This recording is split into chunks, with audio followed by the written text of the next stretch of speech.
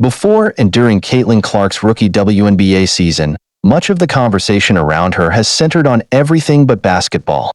While Clark has been criticized at times for play as her Indiana Fever struggle to maintain pace with other teams, many people have decided to more often speak on the role race has played in her popularity, which has led the topic of racism to dominate the WNBA.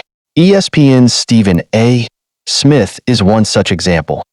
Smith, who has never been one to shy away from controversy or speaking on racial dynamics in sports, took the opportunity to do so again when Connecticut Sky player Dejanai Carrington insinuated that Clark's name is being used to justify racism, bigotry, misogyny, xenophobia, homophobia, and the intersectionalities of them, and that Clark is not bothered by it. Carrington also said that silence is a luxury, seemingly accusing Clark of laying low as other WNBA players are verbally attacked. Smith used Carrington's tweet to lay out an argument that if you're white, you're bright, you're right, and as a result, the shine comes your way in the eyes of a lot of people in America.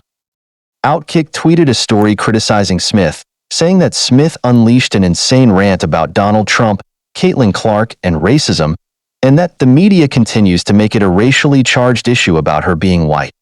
Smith responded to this in the form of a quote tweet: "More lies. More misrepresentations. No surprise. Caitlin was fantastic in college and will be in the pros. I've said this repeatedly. I say it now. Most fans know this.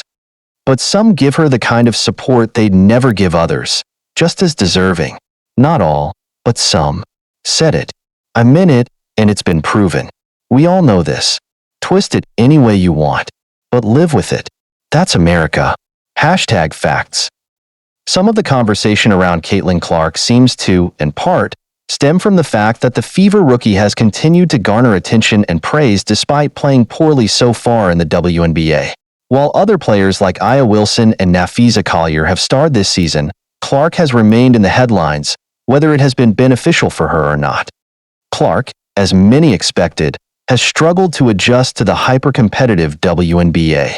After a rough game against the Atlanta Dream on Thursday, Clark is currently averaging 15.6 points, 4.9 rebounds, 6.0 assists, and 1.4 steals, which on the surface are fine numbers that could even be characterized as great for a rookie.